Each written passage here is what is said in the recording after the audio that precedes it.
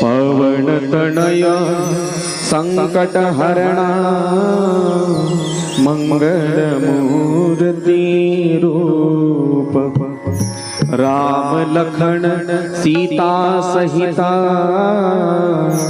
हृदय बसहु सुर भूप रामायण तुलसी कृते कहु कथानुसार आसन लीजिए प्रेम सहिता आइए पवन कुमार सियावर रामचंद्र की जय उमापति महादेव की जय पवन सुत हनुमान की जय बोलो रे भाई सब संतन की जय। स्वस्ति श्री गणेशाय नमः श्री सरस्वत्यै नमः श्री गुरुभ्यो नमः। ओम नमो भगवते वासुदेवाय जानकी वल्लभो विजयते रामचरितमानसे वर्णानामर्थसंहानां रसानां छन्दसामपि मंगलानां च कर्तारो वन्दे वाणी विनायको भवानी शंकरो वन्दे श्रद्धा विश्वासरूपिणो याभ्यां विना न पश्यन्ति सिद्धा स्वान्त्यस्वमीश्वरम्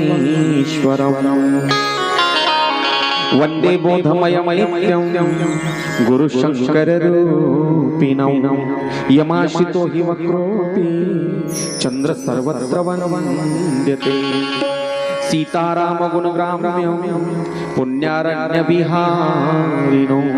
वन्दे विशुद्धविद्यानो कवीश्वरो कपीश्वरः चरितं रघुनाथस्य शतकोटि प्रविस्तरम एक एक अक्षरम पुंसा महापातकनाशनम। प्रभू रामचंद्राचं हे चरित्र जीवाचं कल्याण करणार आहे। रामकथा जीवनाची सर्व व्यथा दूर करणारी कथा आहे। रामकथा म्हणजे जीवनातील सर्व वजाबाकीचं गणित म्हणजे ही रामकथा। अशी ही गोड पवित्र सुरस अवीट अशी ही रामकथा आणि या रामकथेचा आजचा आपल्या पुण्यपावन भूमी हडोळी गावातील द्वितीय दुसरा दिवस। या दुसऱ्या दिवसाच्या कथेला आज आपण सुरुवात करत आहोत। सर्वप्रथम या भगवंताच्या भगीरथ कार्यामध्ये ज्यांनी ज्यांनी सहकार्य केलेलं आहे आणि येणारे 7ही दिवस जे सहकार्य करत राहणार आहेत आणि जे सकाळ संध्याकाळ अन्नदानाच्या रूपानं या महान अशा ज्ञान यज्ञामध्ये सहभागी होत आहेत सर्वांच्या चरणावर एकदा व्यासपीठाकडून साष्टांग दंडवत करतो। कथेसाठी उपस्थित मायबाप सर्व श्रोते मंडळी सर्वांच्या हृदयामध्ये विराजमान असणाऱ्या आत्मारामाला व्यासपीठाकडून साष्टांग दंडवत। कथेसाठी मला संगीताची साथ करणारे माझे सर्व सहकारी सुदाम महाराज, गजानन महाराज, माझ्या मंडळी, सागर महाराज आणि उत्तम अशी साऊंड सिस्टीम आमच्या तातेराव महाराजांची सर्वांना एकदा व्यासपीठाकडून कोटी कोटी वंदन करतो आणि कथेसाठी सुरुवात करूया। सर्वप्रथम आमंत्रित करूया कथेचे अधिकारी श्रोता हनुमंतराय। सर्वजण मोठ्या प्रेमाने एकदा टाळी वाजून माझ्यासोबत हनुमंतरायाला आपलं सर्वस्व एकदा देऊन टाकू आणि मग कथेकडे सर्व या। जय जय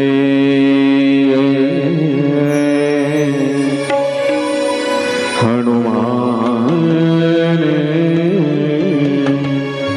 गोसाई कृपा करा गुरुदेव की नाही। जय जय जय हनुमान गोसाई जय जय जय हनुमान गोसाई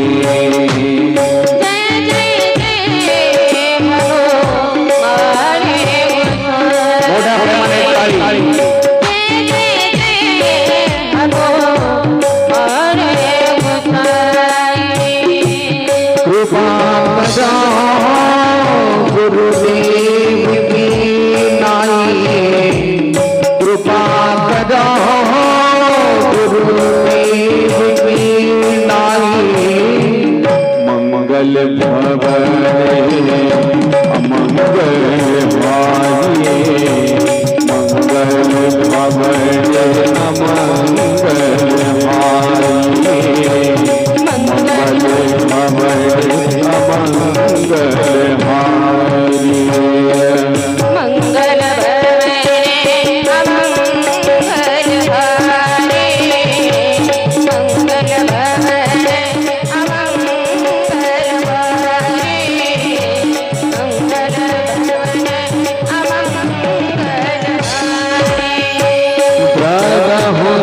दशरथे अजिरे बिहारी प्रभु दशरथे अजिरे बिहारी मंगल भवने अमंगल हारी मंगल भवने अमंगल हारी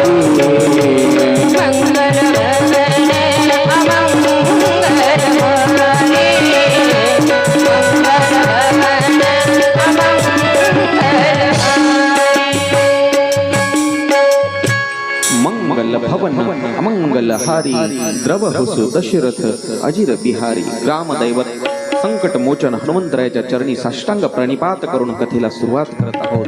कालपर्यंत आपण गोड प्रभू रामचंद्रांचे चरित्र आणि रामचरित मानसाचं मंगलाचरण आपण श्रवण केलं. मंगलाचरण हो ग्रंथाच्या सुरुवातीला ग्रंथकर्त्याचं आद्य कर्तव्य आहे. सर्व देवी देवतांना गुरूंना नामाला देवाला सर्वांना वंदन करून पुढे चालायचं असते. ग्रंथकर्त्याचं आद्य कर्तव्य आणि वक्त्याचं देखील आद्य कर्तव्य म्हणून आपण काल मंगलाचरण पाहिलं. मंगलाचरण आजपासून आपल्याला प्रभू रामचंद्रांची दुसऱ्या दिवसाची कथा श्रवण करायची आहे. कालपर्यंत मंगलाचरण आणि आज संवाद सुरू होत आहे वक्त्याचा आणि श्रोत्याचा. कथा ही कथा जी आहे रामकथा कथेचे मी कालही मला वाटतं सांगितलं मी मूळ प्रवर्तक आद्य वक्ते जर कोणी असतील तर भगवान शंकर आहेत. भगवान शंकराने हीच कथा पार्वतीला सांगितली. म्हणूनच महादेवाच्या मनातील हेतू मनातील मानस पार्वतीला सांगितला. म्हणून रामचरित मानस असा एक भाव मी काल सांगितला होता. बहुतेक शेवटी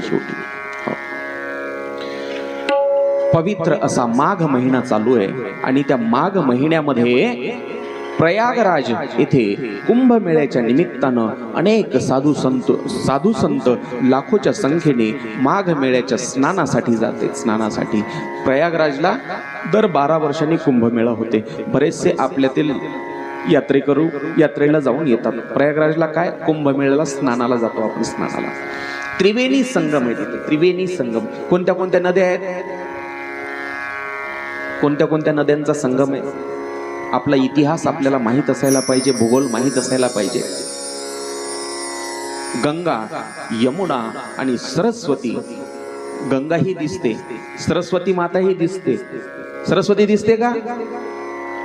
जमुनाजी दिसते, पण सरस्वती गुप्त स्वरूपामध्ये त्या ठिकाणी हजर आहे. म्हणून त्याला त्रिवेणी संगम असं म्हणतात. त्या पवित्र अशा त्रिवेणी संगमावर भारद्वाज ऋषींचा आश्रम आणि त्या भारद्वाज ऋषींच्या आश्रमामध्ये याज्ञवल्क्य नावाचे ऋषी येतात. आणि याज्ञवल्क्य आल्याच्या नंतर सर्व ऋषी मुनींनी मोठ्या आदराने उभं राहून याज्ञवल्क्यांचं स्वागत केलं आणि भारद्वाजजींना त्यांना एका उच्च आसनावर बसवलं. भारद्वाज ऋषींनी प्रयागराजच्या ठिकाणी आश्रमामध्ये प्रयागराज म्हणजे काय हो मी काल सांगितलं. मला बारकाव्या सहित सगळं सांगायला आवडते. पद्धतशीर मस्त एकदा सुरुवात झाली की मग ताणत नाही. आता 12-1 वाजेपर्यंत उठायचं, काही चिंताच करू नका. चालते ना? कारण तुम्ही उशिरा आल्यामुळं मग मला कथा उशिरा सुरुवात करावं लागायली. मी बरोबर 9ला 10 मिनिटं कमी असताना व्यासपीठावर हजर होतो. मग तुम्ही जर लवकर येणार नसाल तर मग त्यात नुकसान तुमचं आहे. तुम्ही वेळेवर येत चला. प्रयागराज कशामुळं म्हणायचं त्या गावाला प्रयागराज? जेव्हा सृष्टीची रचना केली ब्रह्मदेवानं. सृष्टीची रचना कोण केली? ब्रह्मदेवानं. भागवत कथेमध्ये तुम्ही बऱ्याच वर्षापासून ऐकत आलाय. ब्रह्मदेवानं सृष्टीची निर्मिती केली, उत्पत्ती केली आणि सृष्टीची निर्मिती केल्याच्या नंतर पहिला यज्ञ हा प्रयागराजला केला. प्रयाग, प्र म्हणजे प्रथम, याग म्हणजे यज्ञ. प्रयाग त्या नावाचाच अर्थ. म्हणून त्याला ब्रह्मदेवांना सृष्टीची रचना झाल्याच्या नंतर पहिला यज्ञ हा प्रयागला केला. म्हणून त्याला प्रयाग असं नाव पडलं. आता तिथं योगी बाबांना नुसतं प्रयाग ठेवलं नाही, प्रयागराज केलं त्याला. प्रयागराज हो गावाचं नाव प्रयागराज. त्या प्रयागराजच्या ठिकाणी भारद्वाजजींचा आश्रम आहे आणि त्या आश्रमामध्ये याज्ञवल्क्य महाराज आल्याच्या नंतर याज्ञवल्क्यांना एका उच्च आसनावर बसवलं. पहा संत एकमेकाला आल्याच्या नंतर सगळे साधू संत उठून उभं राहिले. याज्ञवल्क्यापेक्षाही काही श्रेष्ठ साधू तिथं उपस्थित होते, तरी पण एकमेकाला आदर दिला पाहिजे, तीच भावना आपल्या वारकरी संप्रदायामध्ये आहे. एका लागती पायी रे खेळ मांडियेला. वारकऱ्यामध्ये असा लहान मोठा भेदभाव नाहीच महाराज. तीच भावना पूर्ण हे विश्वची माझे घर, वारकरी संप्रदायानं ती भावना अवलंबिलेली आहे. हो, या ठिकाणी सुद्धा याज्ञवल्क्य आल्याच्या नंतर सर्व साधू संत उठून उभे राहिले आणि एका उच्च आसनावर बसवलं. यथावकाश पूजा केली सर्व याज्ञवल्क्यांची भारद्वाजींनी आणि मोठ्या विनयानं हात जोडून. कोणाकडून जर ज्ञान मिळवायचं असेल तर ती कला इथून शिकायची. भारद्वाजींना अरेरावीनं विचारलं का? नाही, मोठ्या विनयानं हात जोडले आणि मग विचारलं, महाराज माझ्यावर एक कृपा करा. म्हणले, काय कृपा करू? माझ्या मनामध्ये एक संशय आहे. म्हणले, काय संशय? संशय पहा, ज्ञानालाही आहे अज्ञानालाही आहे. या बाबा बसा.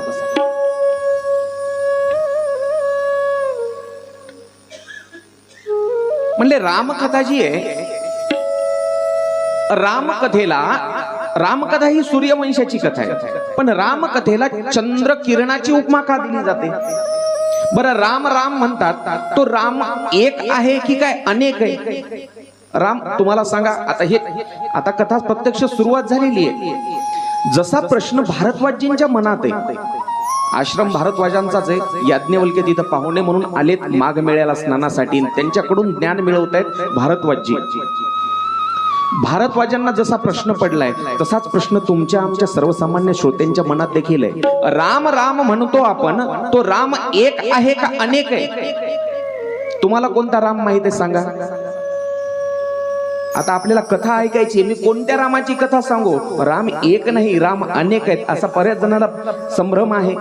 कोणाला वाटते राम एकच आहे, कोणाला वाटते राम अनेक आहे. तुम्हाला कोणता राम माहित आहे सांगा? कोणी म्हणेल अयोध्येचा, कोणी म्हणेल दशरथाचा, कोणी म्हणेल कौशल्याचा, कोणी म्हणेल सीतामाईचा.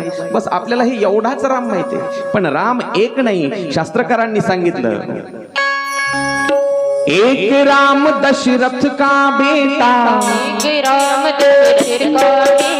एक राम दशरथ का बेटा, एक राम घट में बैठा, एक राम घट में बैठा, एक राम का सभी मसाला, एक राम है सबसे न्यारा, श्री राम जय राम जय राम, श्री राम जय राम जय राम, श्री राम जय राम जय राम. या दोह्यामध्ये 4 राम सांगितले. 4 राम कोणते कोणते? एक राम दशरथ का बेटा, एक दशरथाचा मुलगा तो राम. दुसरा एक राम सांगितला, एक राम घट में बैठा. घट में म्हणजे मी सांगितलं, मी अगोदरच, सर्वांच्या हृदयामध्ये विराजमान असणाऱ्या आत्मारामाला वंदन. म्हणजे तुमच्या आणि माझ्यामध्ये जो आत्मा आहे, तो आत्मा दुसरा तिसरा कोणी नसून त्या परमात्म्याचाच अंश आहे. मी तुम्हाला वंदन करतोय म्हणजे तुमच्या देहाला नाही, तुमच्यामध्ये विराजमान असणाऱ्या आणि माझ्यामध्येही विराजमान असणाऱ्या त्या परमात्म्याच्या अंशाला वंदन करतोय. मी ना कोण्या स्त्रीला वंदन करतो, ना पुरुषाला करतो, ना बालकाला करतो, ना म्हाताऱ्या माणसाला करतो. मी काय म्हणतो दररोज कथेच्या सुरुवातीला? मायबाप श्रोते मंडळीच्या हृदयामध्ये विराजमान असणाऱ्या आत्मारामाला, म्हणजे तो आत्माराम देखील काय आहे? त्याच रामाचा अंश आहे. हो, नाही समजलं? हरिपाठ पाठ आहे सगळ्याला, हरिपाठ पाठ आहे. त्या हरिपाठामध्ये एक गोड प्रमाण येतं. सांगा बरं, बोलत जरा तुम्ही. लक्ष्मी उभ्या केल्यासारखं बसायचं नाही. बस.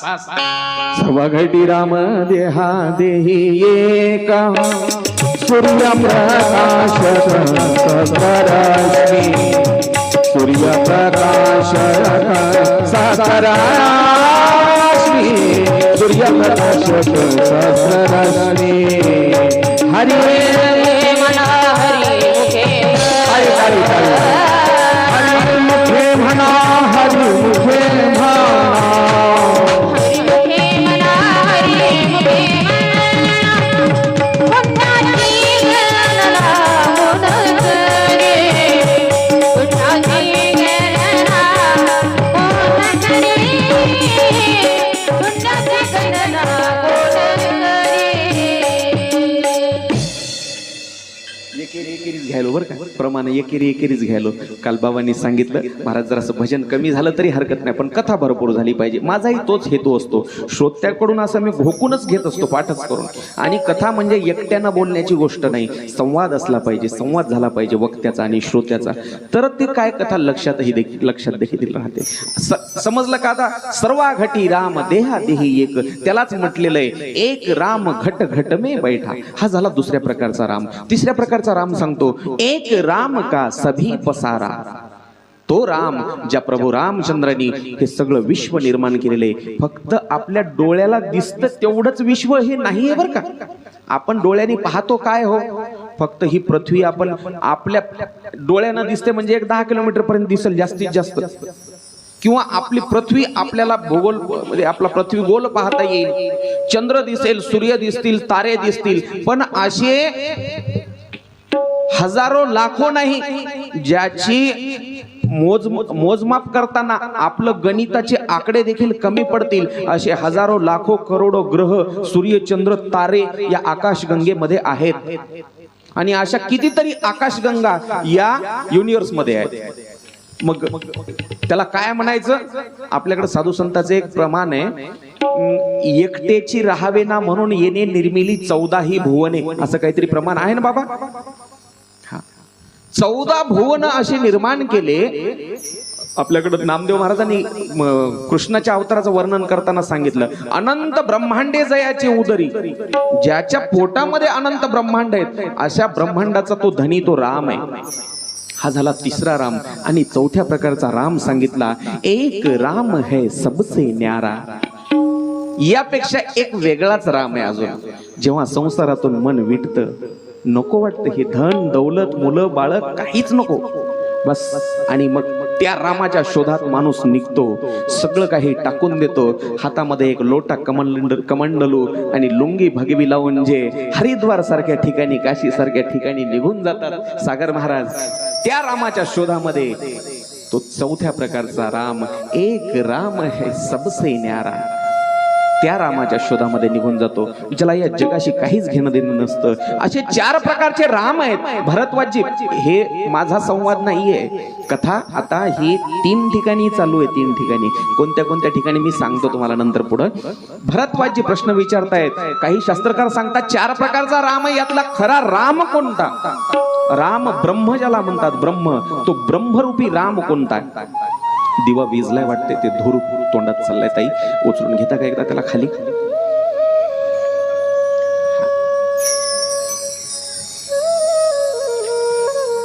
राम राम म्हणतोय, तो राम कोणता?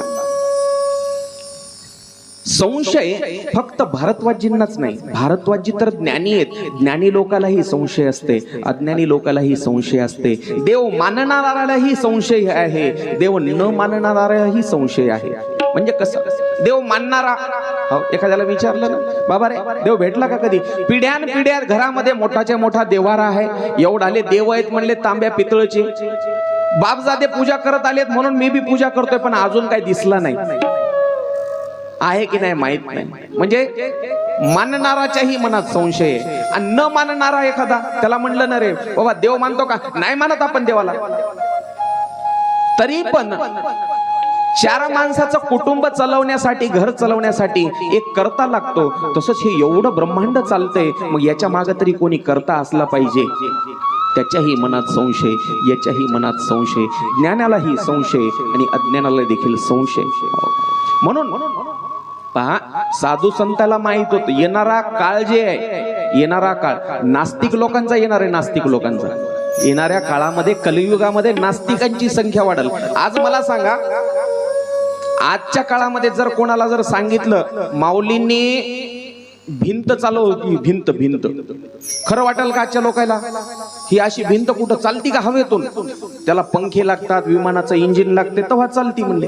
अशी कुठं भिंत चालती का? खरं आहे की नाही? पहा बरं, तुम्ही सुद्धा हो म्हणून माना हरले की नाही? म्हणजे भिंत चालली हे खोटंच म्हणाले की नाही तुम्ही पण? साधू संताला तेव्हाही माहित होतं येणारे लोक असाच संशय घेतील. आता जर कोणाला म्हणलं रेडा रेडा, रेडा सुद्धा वेद बोलला होता माऊलीच्या हातानं, मस्तकावर हात ठेवल्याबरोबर रेडा वेद बोलला. साधू संतांना माहित होतं येणाऱ्या काळामध्ये लोक शंका घेतील, म्हणून नाथ महाराजांनी तेव्हा लिहून ठेवलं. नाथ महाराज काय गोड वर्णन केलं होतं. रेड्या मुखी वेद बोलविला, गर्व द्विजांचा हरविला.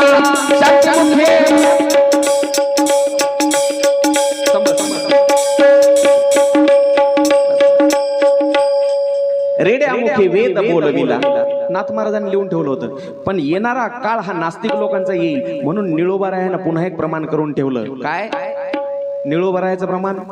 मैसी पुत्रा मुखे बोलवणे श्रुती. मैशी पुत्रा मुखे, लोकांना लोक संशय घेतील, शंका घेतील. रेड्यामुखी म्हणजे काय? रेडा म्हणजे म्हशीचा पुत्र नाही, कोणीतरी रेडे नावाचा माणूस असेल, त्याच्या मुखानं वेद बोलला असेल.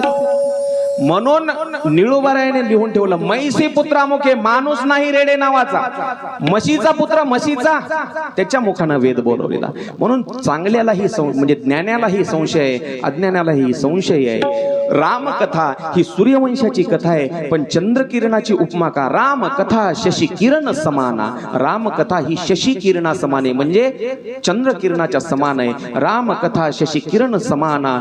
संत चकोर, संताला चकोराची उपमा का महाराज कशामुळे दिली? भरद्वाजी प्रश्न विचारतायत याज्ञवल्क्याला. तेव्हा याज्ञवल्क्यानं सांगितलं रामकथेला चंद्रकिरणाची उपमा का दिली जाते सांगतो, ऐका.